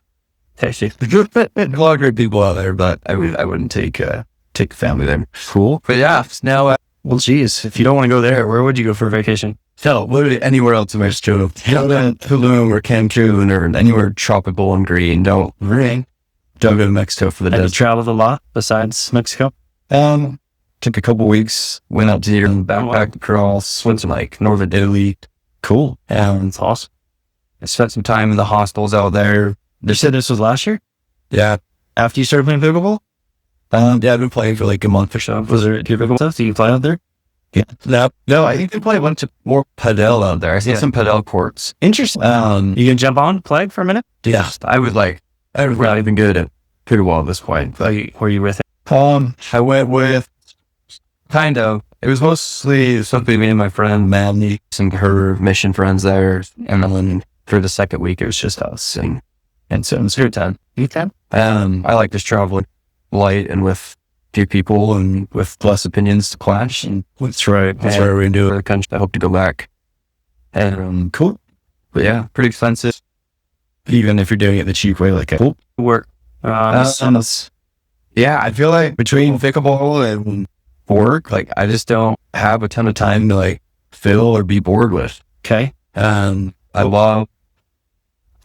into photography, so I was going with this first few. I'll do occasionally these proms or engagement shoots, which isn't my passion in photography, but I like just capturing moments as they are, and I like beautiful things and exploring things, and will convey my own vision to other people and a formal way to do that. So I have more photography equipment and skill, so I have a lot to grow into that. It's like pickleball. Like your skill will catch up to the equipment eventually. It's like pickleball. You buy more expensive paddle or camera, you get better. Exactly what they say. Exactly. But yeah, so I love that, and I know I'm at a good point. I'm happy, and I feel like I've made a lot of friends through pickleball, including you guys, which is actually really cool. Like sometimes it's hard to make new friends when you're beyond school, and pickleball is a great way to do that. So no, sure. Yeah, that's a little snapshot of my life. Cool. So we kind of already asked how long you've been playing and how you kind of get involved, but as far as pickleball itself, like what are your let's go before we get into that. What are your aspirations outside of pickleball? Like, what do you do, or do you feel like you're just going to go pro and that's what you want to do? No. There's definitely.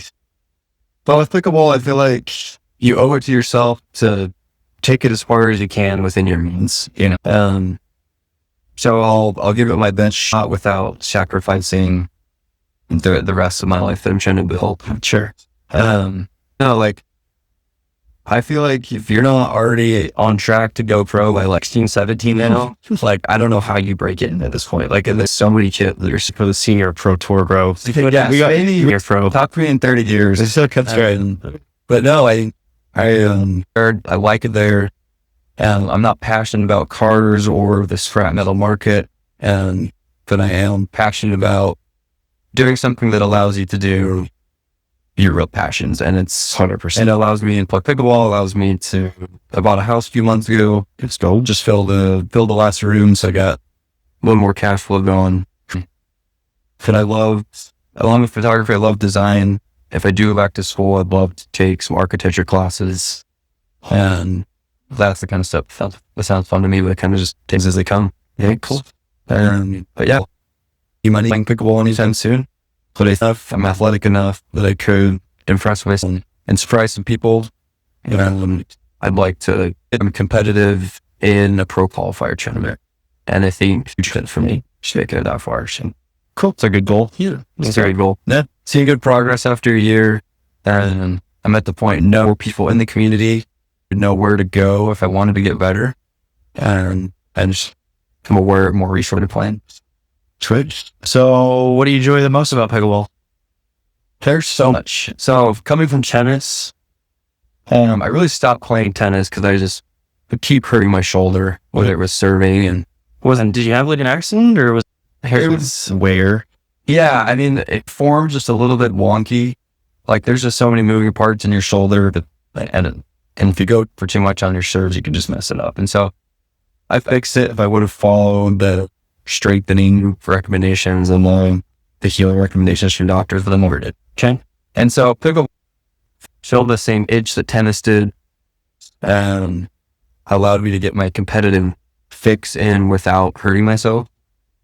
And so that's initially what got me into it. I actually, for the first time, so I actually did start playing technically like a year and a half ago, because my sister and I signed up for the UVU intramural and know the rule, know what a deep was. If we didn't know and we just both played a little bit of tennis, and we didn't do very well. And when my uncle left the memorial tournament up in Brigham City, and I still didn't really know the rules. We did a 4 tournament, I got out in the first round. So that was my first, so just over a year ago. Yes. But then like, and I kind of wanted to ask you guys about this too, but like never experienced a hobby or an activity that's just like captivated me so quickly and so like thoroughly.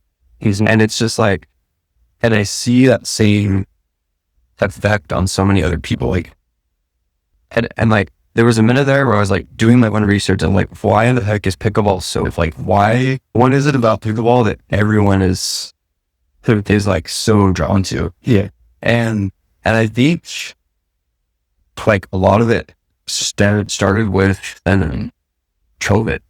Like, I never played during COVID, but like stories are like, this is what I needed. Like, I was lonely. I felt depressed. Like, I wasn't exercising, and like pickleball filled that void. Sure, yeah. And for me, it wasn't until 3 or 4 years later, but like, it really, like, I started playing when I was at a point that I didn't feel like I had much progress in my life. Like, I didn't feel like I was good at anything. And I was just kind of emotions. And so pickleball for the first time, and you see yourself like make a jump from 1 week to the next, and like, wait a minute, place. This feels like somebody said, hey, you're better than you were 2 weeks ago. Like, that feeling is addictive. And I think like being able to see constant progress in themselves to that aspect of pickleball. Some of my best friends now, like I said, are from pickleball. It's kept me active. You know, I'll record my calories for a morning at league, and it'll be 1,800 calories in 2.5 hours. That's right. And it's like 6 miles of running. How does that even happen? It doesn't feel like you're even exercising that much. It's too much fun. It's the way your beat, and I love that. So I don't know. I kind of asked you guys too, like, what was it that like sucked you guys in so hard? Because you played high level volleyball, and you played a little bit of tennis too, right? Yeah, you go. I think for me, you mentioned it. It's being able to progress in real time so fast. It's a sport that's easy to pick up and hard to master. Yeah. And if you put the work in, you can see your mastery progress pretty quickly. And I think that feeling is very addictive. So I'm very much on that part. And the community as well. So many good people through pickleball that are just great people in general outside of pickleball too. So I think both of those two things together are just keeping me going. Yeah, along those same lines. I'm just a competitor. I've always been a competitor. Yeah. Before pickleball, I was playing video games for like 10 years. Played League of Legends and thought I was really good, really smart. Same thing though. Same concept. Like, you think you're really good, you're better than other people. You want to show it. You want to prove it. I don't see an end, but I didn't see an end with video games either. I just up and quit. I was playing more than I was on video games. And, I had friends that I was like leaving behind on there. Like, I have a coworker who I still play video games with once a week on my midnight shift a little bit. So that's because like I still like the game, I still enjoy it, but like I pickleball a lot. I can't tell you, besides being so competitive and feeling like I want to win all the time. But yeah, if I wasn't good, I don't think I would enjoy it. Yeah. So people that are not good also enjoy it. Yeah, but I think they're more social people. Yeah. And the social aspect is I'm not a huge social person generally. Like, I'm more of a, what do you call that? Like an indoors person. Like you're an introvert. Introvert, yeah. I like to stay indoors, watch movies. Like, that's kind of the person that I've generally been. Like, even this podcast is a stretch. Talking to Zane MLP was hard. It was hard, like, breaking out of that mold and doing something that I'm not used to. So playing on a court, I don't like, we should try talking more. I'm not a social bee, I just kind of sit back and enjoy playing and winning. Yeah. I like with pickleball that it's it can show if you want it to, but that's not the expectation. Yeah. Like that's funny that you say that you're an introvert, because I feel like the most introvert. But I'm like, I feel like when you're like, that's what I'm saying. I was in a culture interview today, and I was like, I can't believe you just did that. Like, that wouldn't even cross my mind. Yeah. And we just kind of joked about it. That's just who you are. Like you come across as fearless in that aspect. Whether or not you actually are, that's another thing. But the fact that you do that kind of stuff, I appreciate that. Is gets you closest. I mean, not to like steer this interview back to me, but like I just am a person that like, when I have a goal in mind, I go for it. And so like my goal in pickleball is to win and dominate. Season in league is to win, finally progress. Especially now that you guys are up there, I'm like, look, I'm looking up, it's sad. But yeah, I mean, I've started a podcast. And so a part of me is like, I need to kind of go all in. I need to go out of my comfort zone. Like interviewing Zay Navratil, he may have been one of the people I'll ever interview, and at the same time, like, I had to just start somewhere. And what better person to start with than someone who's already on the camera a lot, who's very comfortable with stuff like that. So I was like, I got to do it. I got to just go. It's probably going to suck. I'm probably going to be nervous. I'm probably going to be looking at my phone the whole time at the questions or whatever. After the questions. And then I looked at his phone at the questions while I was looking at my camera recording. And it was some, but like, do what you got to do. So, hey. That's the first way the least about pickleball. For a minute, what I didn't enjoy about pickleball was when I started seeing my mood off of how it felt I was performing. Like when a bad day at pickleball would change, like if I played bad in the morning league, if that would change the rest of my day or like my confidence, like that became an issue. Yeah. And so there was a time where like I took, 3 or 4 weeks and just kind of stepped away, decided that maybe like once a week. And that really helped to just kind of reset. I was like, I'm putting way too much attention to pickleball where it's like consuming the rest of my food. So, and that pickleball's fault. That's my fault, but it was how pickleball was affecting me. Food. The things I don't like about pickleball are just honestly the waste of the pickleballs themselves. Yeah, full bit. I hate. So you're agreeing to it. I'm just like quality products. Like from tennis, like tennis balls will lose their bounce. They'll lose their fuzz. Become a dog toy, or then they become just like the bottom of a cave or something. It felt like a tennis ball itself was a good product. Just don't feel that way about pickleball yet. I'm surprised we haven't come around a little bit more to the bio ball. Yeah, really is. I thought I was going to take off. I played with it a few times. Mario Barrientos had an event at Club Pickleball USA to play with it for a minute. He asked everyone to give kind of an interview, a take on it. And I actually kind of liked it. I thought it was better than maybe not as bouncy as the Vulcan. But it seemed like lasted just as long as the Franklin. And I thought it was great. And the fact that it was biodegradable, I think was huge. I also thought it was going to kick off. And I think there are people who use it. Is it cost? Is it an expensive ball? I don't know. A pack of, what is this? 8 of them is $29. So it comes out to, what, $3.50 a ball? Yeah, that's not bad. That's not so. In 5 times, a 5-pack will longer last lifetime than. It's also biodegradable. Right. I don't know. I think what I like seeing is that the sport itself is not young, but the market is young. And there's so many startups, so many people with ideas. I think that'll be a better solution eventually. But it just hurts to like go and throw away a ball and there's 27 balls in there that just got cracked that day. So this can't be the best solution. So interesting. So that's kind of what was bothering me a little bit.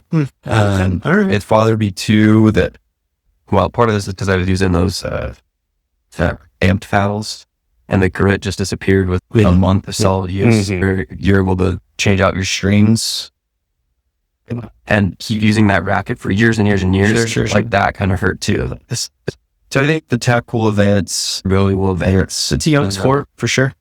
It's a shame that it's so expensive already in this stage. So those are my 2 qualms with pickleball. I felt like some tournaments are turning into like the money grabs a little bit. It feels like, it feels like pickleball is now the new like city 5K, where you pay this amount of money and just do something that you could have done outside of that tournament even. Yeah. For which tournament made you feel this? Just went to city tournaments in summer. Most of them. But because generally the city tournaments are a lot cheaper than the club tournaments. It's true. Yeah, they're like what, $10, $15? Yeah, I paid 22 for I paid 22 for the Highland one. But that one I would say was an exception, because when found sponsors, whether this came to them, like you got good quality games and you got. Yeah. I hope they trend more that way. For sure. But no, I think pickleball is great. Every level, it's profitable enough that clubs are willing to keep building locations. Cool. What's your favorite club to go to? Home is Club Pickleball. I love it. What about Untitled? Yeah. What about no go anywhere lifetime membership? Where would you pick? Ooh. Well, my only other thing, you add one or two of the picklers. I've played at Peak. I've played at Peak. I played at Paramount, which is just a little. You played at the Royal. Played at Royal before they shut down. And played at Sun Pro. I really like how the picklers feel. I love how dark the walls are. Yep. It just feels like a premium playing experience. Well, I would say I like how their membership works, but I just can't go away from where people are at. Yeah, and where the best competition is at, and that's a club in Orwood. That's right. I would argue that. That's right. And so it just, when I played tennis, we were very much like the broke school, and we just had a couple of coaches that donated their time to make us competitive, and we ended up being one of the best teams in the city. And I kind of like just that like underdog grind mentality, where it's like we don't have all the resources, but like we're still going to beat you just to be what we're due. Yeah. And I kind of like club, like we might not have a locker room with showers, we might not have screens on every court, but like people here grinds and put in the time. I like that.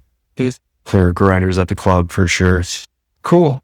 So you kind of mentioned a little bit briefly about tournaments being expensive, but are there tournaments that you've enjoyed or not enjoyed? Any at clubs or the PPA or Brave City?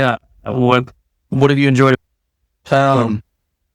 Brigham City, I can't remember so long ago.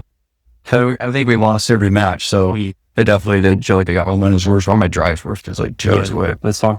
PPA, I thought was pretty good. We got plenty of games in here, especially in mixed. We won. They won 4-5 mixed. Played with pretty big step ahead of all the other girls in that bracket, I think. Yeah. And so kind of just let her do her thing and turned out to get in her way. And we cruised all the way to the final. Got to play some local players, and Ryder Boydson and Michaela Guerrero. So we had a great finals match. We pulled it out. PP was awesome. Will you do it again? I would definitely do it again. Yeah. It definitely, especially if you're going down with a group. Yeah. And when you're not playing, you can go root for your team. Yeah. Like that was so exciting for me. So it was really cool. I enjoyed that too. I mean, we had a lot of local people down there, but it was a lot of fun. Yeah. All right. Let's see. Do you have a favorite pro? I don't know. Dude, I watched so little. Yeah, only pro games I watch are the ones you send me. So, I mean, I'm watching the games. So funny. Clip. I love that. Yeah. I don't know. I don't feel like a personal relationship or like connection to any of them. And like, I like Christian Alshaw's game, but like as a person, in love with him. Everyone's in the same boat. I might be the one person that likes him. Like, so I actually really like him. I like the fire. There's been he's crossed the line a little bit. Yeah. Sure. I think Pro has done that in a way. And that's probably true. I just haven't hold it. Been Hayden's flicking balls into the other court. Fed's doing it. Yeah. They're all doing it. They're competitive. They want to win. Yeah. I mean, it shows, Interesting. Okay. So you like his game. You like how tall he is. You think he's handsome. Got it. He's got a nice slice. He got a good face for the sport. He's better looking than Ben Johns. Okay, sure. You could pick anyone from Utah that's not currently or the amateur pro to do your next tournament with, who would it be and why? And no per. Well, I'm trying to think. I'll give you the like. There are probably three things that like you feel really comfortable with a partner. One is just somebody who's down. Okay. One like almost like expressionless or like doesn't show a kind of emotion either way. You're all just like the reason as somebody who very easily gets in their own head and very easily gets overconfident sometimes in games too. I need somebody that's one like keep me in check without overreacting. Yep. And so one guy I really like playing with is Taylor Young, who will never sue. He'll just move on. Don't know what he's thinking. He's such a nice guy. And he's just a great guy. Yeah. 4 or 5 tournaments together. We played really well. We ended up winning. He's kind of like that too. Just like super solid. You never know if he's like stoked out of his mind, angry. He'll just keep you going for the next fall. And that's good news. So doing good there. I should consider you and Taylor really similar in the time aspect. I think like too. I can see that. But then there's other guys like Austin McCarthy. I really like playing with. Just a straight animal. Just like super aggressive. He plays the rag side really well. I don't know if you'd consider him amateur tour at this point. He's like 5'2" or something. But no, I mean, as someone who's not doing, pro events, he doesn't do pro events. So there's so many good players, so many great guys. What about a mixed female? Anyone you would choose? It's only one answer. I'll say that you like playing with Maylon. She's I'll identify as a female for you. Yeah. No, but Maylon's great. We're people. You complete opposites. And it's such a weird like relationship. I prefer her pickleball wife to anyone that doesn't know her like personally. Does your girlfriend like that? Yeah. And actually she has met her. Okay. So that's cool. But no, Maylon's great. She's like she's as intense as anybody. She's so good. I got a lot to learn from her. Like she's super quick hands. And she is also always making baked goods and playing with like sourdough. All right, so let's go. Let's go. But no, I really like playing with her. She's on our squad for this weekend. Death Squad plays on Sunday. And so Death Squad's going to show up in a big way. But I like playing with Melissa. I think anyone would. Just kind of get an unorthodox team, but she's super solid. And she'll older. But getting more hit and more feet. What's do you think? I played a mix of money ball with Lily Goodwin. That's cool. She's great. And she just messaged me on Instagram, partner lined up that had fallen through. She had messaged me a few times to play with her. Interesting. And I couldn't do it, but she's gonna be one of the top in the state. How old does she know? Like 16 or 17, I think. It's not even that. She's maybe like 15. All right, Ethan. Anything you want to share with us or share with the people? It's I don't know. I don't think I have any like perspective or insight on anything. I just think that pickleball has shots, and see where you can go with it. I mean, like embrace your strength.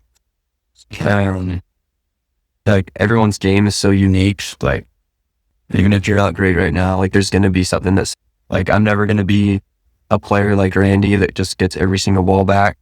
Dude, I'm not sure chaotic. He is good as guy on the edges where he just picks up every earnie and like that's just not my strength. You are good at edging. But we're all solid players. We'll all take games off of each other. I don't know. I think pickleball's literally for everybody. You can go as far as you want with it. It's proof of life. So what's your struggle with, because like I know we all care about Duper in some sense. What's your biggest struggle so far in rising in Duper? Rising in Duper? Yeah. Or just progressing your game in general. Like what are you struggling the most with? I'm struggling to get rid of bad habits. I would say one of the things I like wrote down to build it back up. And if I could go back 6 months, there would be so many shots that I was trapped in and basically started over. Oh. I think I think you just get in your own way by like, being too stubborn or to take advice. And so I think that's where I've plateaued is around like where I'll drill the shot that I hit wrong, trying to like fix the wrong shot instead of just changing the entire shot. So I don't have any issues with my duper. I feel like it's pretty accurate. I don't feel like I'm overrated or underrated. I feel like I played enough games that it's right. There's so many things I'm working on now that I hope with duper eventually. But I don't know if that answers that question. Oh, that's good. What's been the most satisfying thing for you to pick up and learn in pickleball so far? I never had a good two-handed backhand in tennis, and so I love being able to work on that in pickleball. Yeah, and there's nothing I love more than a solid nice crispy two-y. It just itches the spot, and it feels so good. I feel that. Cool. Okay. Sweet. Thanks, you have. Yeah. It's been good to know you guys. All right, so some other Valley stuff we got going on. We got the SLYCE Tournament coming up. You guys are in it. I don't know anything about this.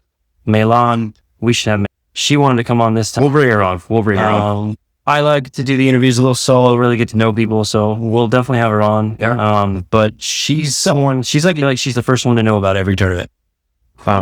So she's very. Hey, you want to do this one again? To do something? It's crazy. Yeah. So, I didn't even know about this tournament, and I heard about it like a couple weeks ago, and I put it in the back of my head, like I'm just so wrapped and enveloped with like so many things. Cool setup. It's kind of like an MLP vibe, right? Yep.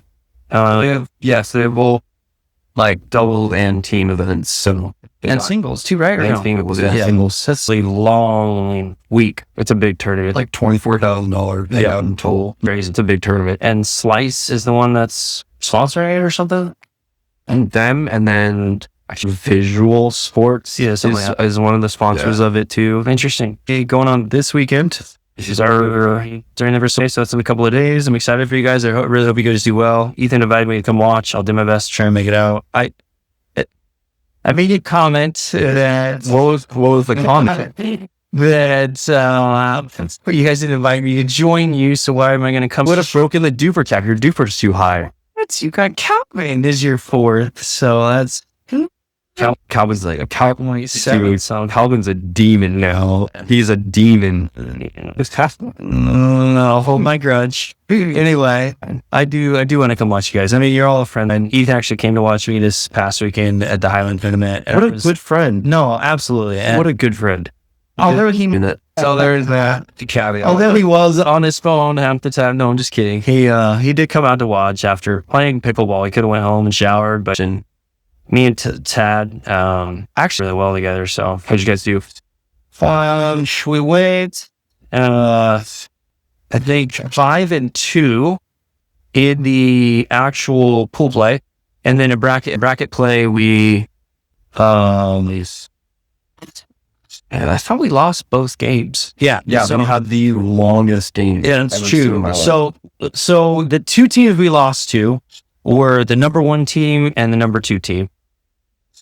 So a team that we lost to in bracket play, in pool play. So in a team of bracket play we lost to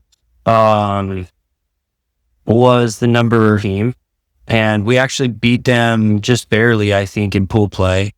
And so we lost to them just barely in bracket play. If I'm remembering right. That's awesome. It was 4-5 plus, or was it 5-0? Yeah, it was. I think it's called. I remember. I think it was 5-0. But awesome. The thing that was you to do it, and Tad and for you, like I was super. I did it last year, and it was a really good tournament. He uses the Swish app, and I actually really like this. Used it a couple times. Fantastic. And it works really well. It's great visually. But Jordan Dayton, our good friend who runs Pickleball List, again, another shout out to him. Just right here in Highland. The courts are in Highland, right behind his house down the street.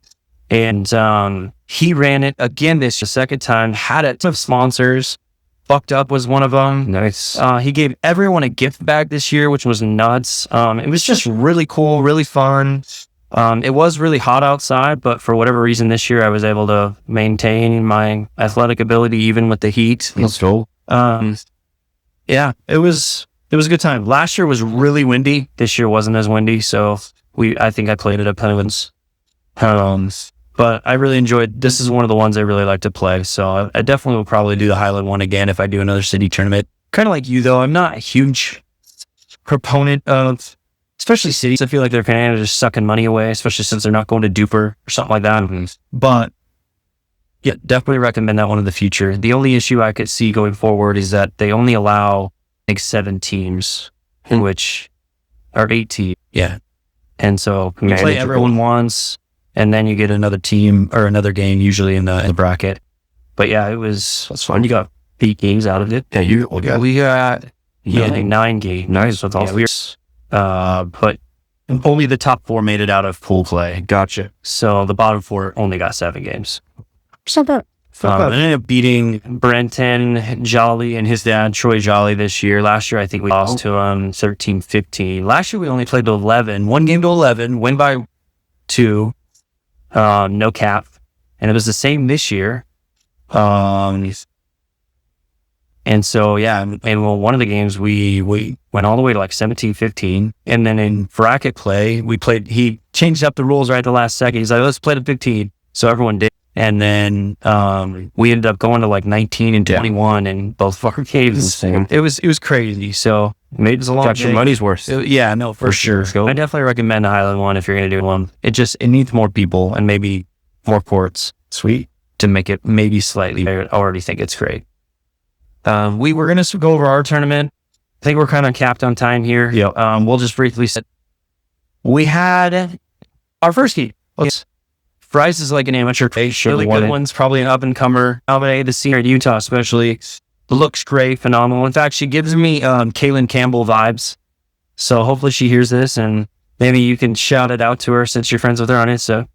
But I think she's lost, 20? Or we lost 21-19 and we were up on them 20-19. No, I thought we had more points. Are you sure? Yeah. I think it was like 24-22. Oh, maybe. I mean, I know we're up by 1 from game now. Checking this, but it should have won it. It was a really good game. Bryce was taking a lot of court. He was balling out. Yep. I thought me and you actually played really freaking well. We stretched him out really well. Made him make mistakes. This was just 2 weeks ago, right? Yeah. Where is it? It's kind of 8 here. Super's not loading. There it is. 22. And we were playing to 21. So again, it's a good size. Yeah, it's a good size. Playing really competitive. Lily's great. So she, for a 14-year-old kid, I think she's like 14 or 15, but like her composure is for sure. She's the only girl there playing in open 5-0 with a bunch of dudes that are 20 years older than her and making mistakes, nothing. When I was 14, I was crashing out over the smallest stuff. Yeah. And like for a 14-year-old kid to be in a high pressure situation like that and just, I think she's fully sponsored by Holbrook. Beast. Plays with the Arma, I think. Beast. Yeah, no, she played great. Phenomenal. But yeah, we lost 0-3 in all of our games. Nothing real noteworthy out of that first hope. That was big. Didn't have 20 teams. There was 20 teams. I think they were capped. And winning, was it Jackson? It was a couple of kids from St. George from Utah Tech. No. Wasn't it Ryder? Ryder? Oh, no, you're right. But I think Ryder and then got second or something. No, it was Huddy and Dawson got second. And then Sammy McCabe and Chase Nuttall got third. Okay. I don't know. Cade and Ryder, I think, beat Jackson and Danny Phillips, I think. Or I don't know who it was exactly. But yeah, which was a huge upset. Ryder are just really dominating the court right now. Huge fan of them. Both young kids. Yep. Both of the Boydson family. Clayton Boydson's brothers. And just playing pickleball. Yeah. And they're doing great. Animal. Jackson's like a 5.5, 5.4, something like that. Crazy good player. He's playing in PPA challengers. Damn. I think he's just out in Kansas City as well. Just crazy. So they beat him, which was where I met. So I'm surprised they didn't take a podium. Yeah, see young guns popping off. There's more pickleball tournaments. We also have a link to a lot of the local tournaments. And then what else? Pickle XP. We're kind of running out of time, but I think Pickle XP is just amazing. I do recommend it for anyone who's looking for like a league that's really cheap, that's months long. You get to play with a bunch of dudes. Show up when you can. Yeah, show up when you can. Robin. Yep. And it's really there's nothing else like it. There's where you can get, it's not duper, but you still get almost as competitive games. Yeah. No, everyone's still super motivated. Everyone's fighting. Yeah. And I think he's going to have prizes this year, isn't he? He's giving away like a Pickler membership this year. That's wild. Yep.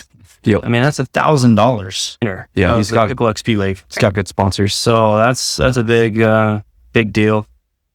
I don't know much else about the Pickler leagues in Utah besides that they just started. So we'll get some news on that going forward. You said that they barely made. And barely filled it. 8. Yep, they got 8 in that first league, which I mean, it's kind of normal for their first league in the summer. In the summer league for 4 or 5 plus. That's awesome. A lot of people here in Utah like to play outdoors. So outdoors early. That's true too. I think early pickleball, first started playing pickleball at our day park, like people were blowing it up at like 5:30 in the morning. Yep. So I wonder if they'll extend their hours in the morning at Pickler to start a league early as well. Yeah. At nights it's hard. People got families, dinners, whatever. What else? So we got mixed leagues going on. We got our club leagues going on. I'll post some girls again if I haven't already said that. We did merge. We were B, now we're A through S. Moving up. Benji Wilhan's league, Gout. We separated ourselves from him. He was kind of running his own duper submitted league. He's with the band. Yeah. But I think we kind of wanted our own thing through F. So I'm excited for this with that. You guys have any comments about the leagues? Nope. It's just probably the best league in Utah to play in if you want good competitive games. Yeah, big shout out to that. Yeah. When I first joined A through D, I created E and F. Hopefully I said D, not E, but I created E and then F the following season. So I was running both. But I would agree, like the competition, the incredible. It's been fun progressing in it, and anyone who wants a really competitive ball in them, they're usually in the mornings, Monday through Friday, 5:30 in the morning to start, and usually you're done by around 8:15 at the latest. So I think you guys have really locked in the ideal relegation and promotion system. Oh yeah, where for you guarantee the best and the most even competition anywhere else. I'm never going to play in a tournament that has as consistent and level play as those leagues do. So I think they do a great job. Yeah, maybe we'll touch on that a little bit more next time on how we do the promotions and relegation a little bit. Yeah, but we do have huge prizes this season. I'm not sure if we touched on it last time, but apparently they're giving away paddles and stuff. Yola paddles. 2 or maybe 3 players in each league. So huge deal. Yep, that's the top 2. So not just the winner. Correct. Yeah, it maybe even the top 3. I'll double check, but I'm pretty sure the top 2. Yeah. For sure, Brandon. Time to fight, bro. It's time to fight. Did you have anything there, Randy, and the rest of Valley Vibes? Nope. I think we covered all pretty good. All right. Well, what's in the kitchen for next time? I'm gonna try and get us a sweet interview. Maybe John Nielsen was joining us. But not going to promise anything. I haven't reached out to anyone yet. And more paddle launches soon to come. I feel like foam paddles are the way to go. We're heading that direction where everyone thinks foam paddles are the most durable, longest lasting. And hopefully I'll get some feedback. I actually texted Clayton Boydson today about how he's been doing in his events. And he said he hasn't had really anything going on. He's got an event coming up.